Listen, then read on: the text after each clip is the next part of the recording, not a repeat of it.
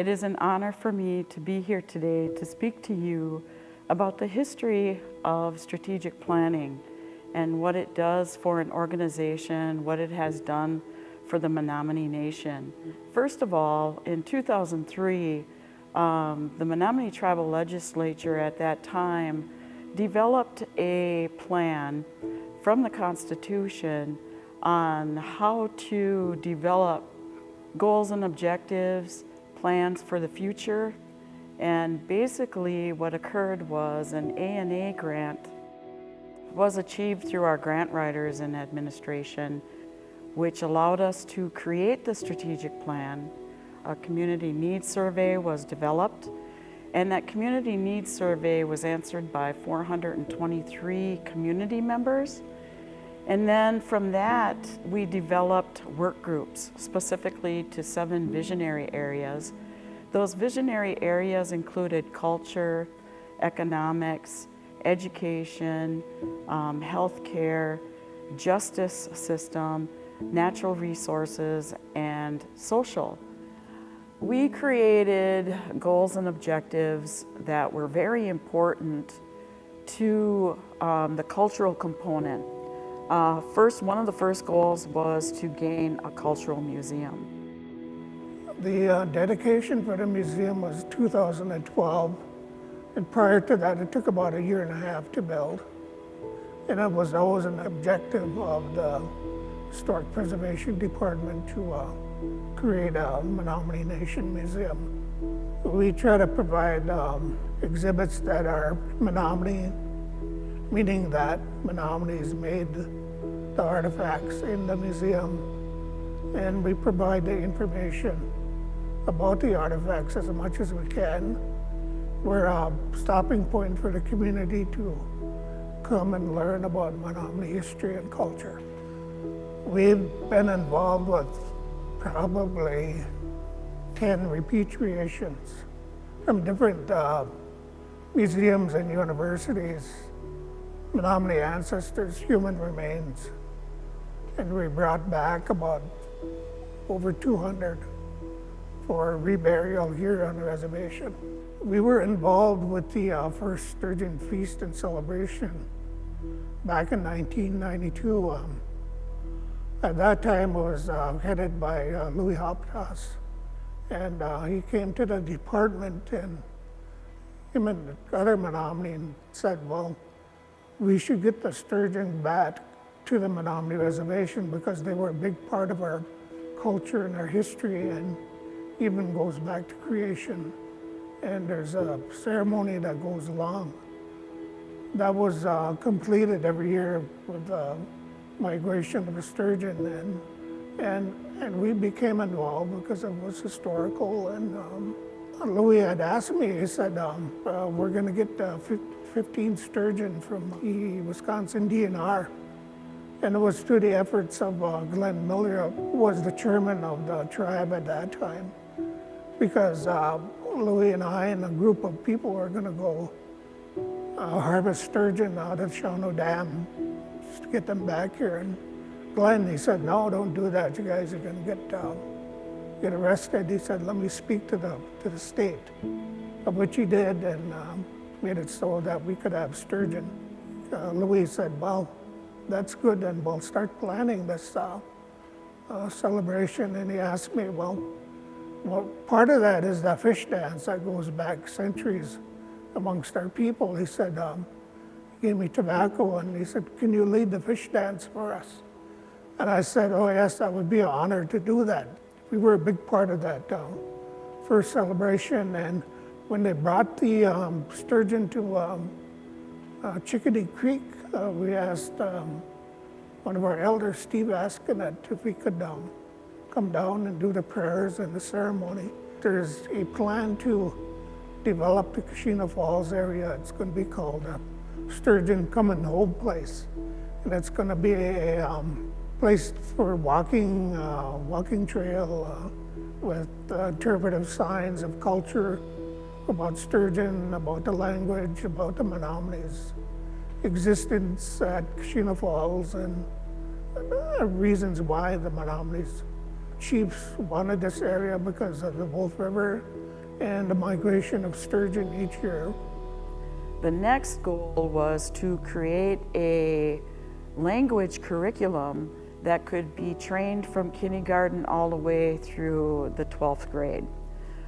The Menominee Language Culture Commission, with that goal and objective, began to create what is now 23 trained teachers who are now in the immersion classrooms with babies, which is a phenomenal success.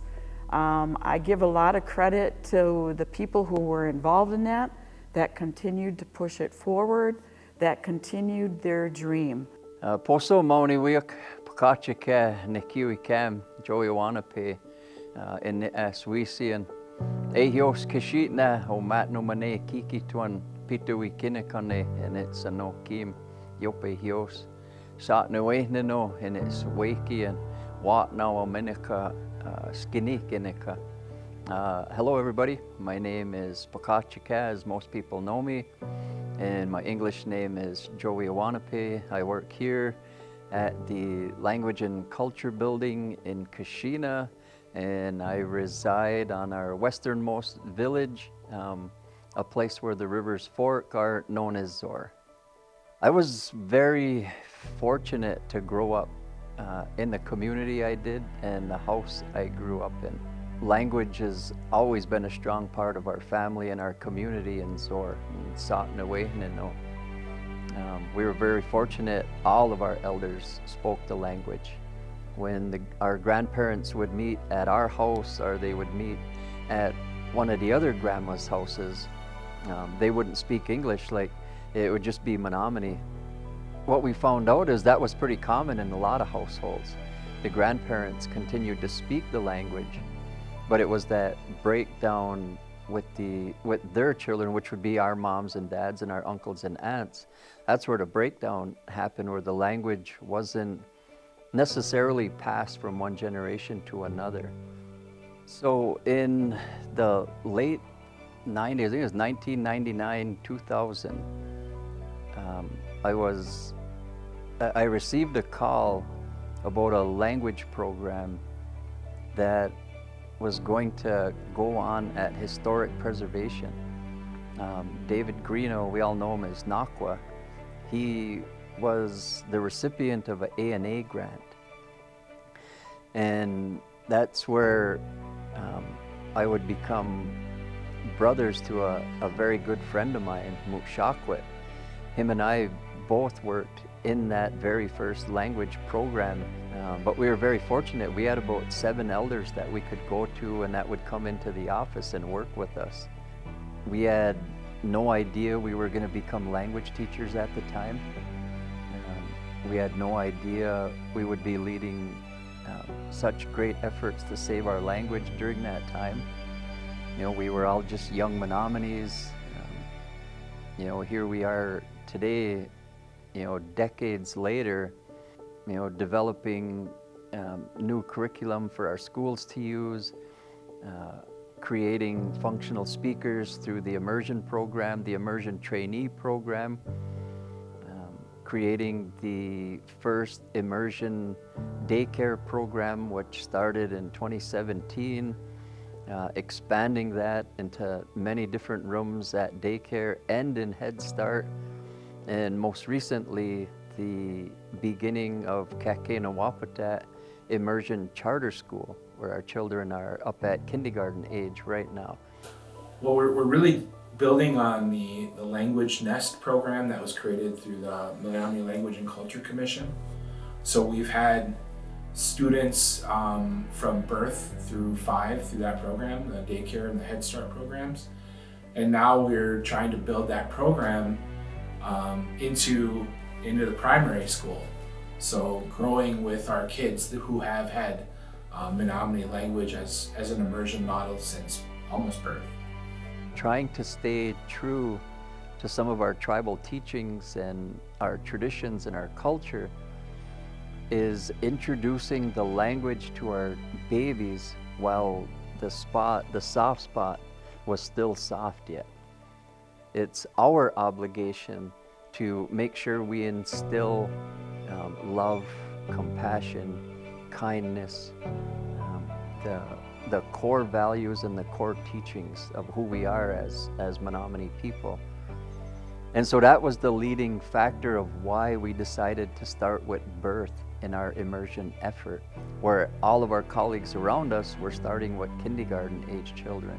In developing this program, we looked at the different kinds of methods that would be close to what we would think that a traditional Menominee education would be, and looking at Montessori, it was really similar.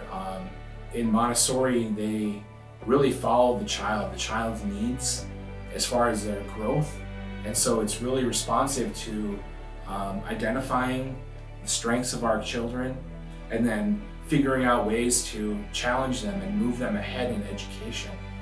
And I really think that's really close to how our traditional ways of being would be. So we are continuing to watch the children grow in our immersion school.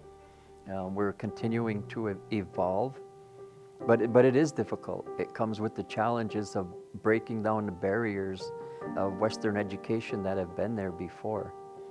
And so it's very challenging at times, but we're so thankful to have the team we have from tribal education, from UW Extension, from Sustainable Development, from Tribal Administration, from Early Childhood Services, that are willing to look at education in a different way.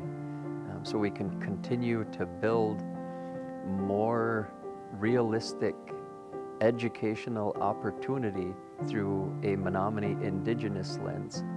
And I hope that our children continue to be involved in the immersion effort. I hope our parents continue to support and enroll their children in early childhood services, immersion programming, in Head Start programming, in charter school programming. I hope our tribal leadership continues to fund the immersion efforts we have. And I hope in my lifetime to see a lot of these babies that are coming through our programming working and being our next leaders, utilizing and speaking our language. That's my hope, is our language will be spoken before my journey is over here. We have gained millions of dollars in grant funding due to the fact that we have a strategic plan. That in itself brings forth the availability to state that we have goals and objectives, that we've been able to meet goals and objectives. Waywanan, to all of those people who have made it an effort, that they use it as a guide, that the organization has been able to move forward, recognized for their language. It was a wish list. Things that could be, this was visionary to them. They created it, they've seen it through. And that's how strategic planning moves forward.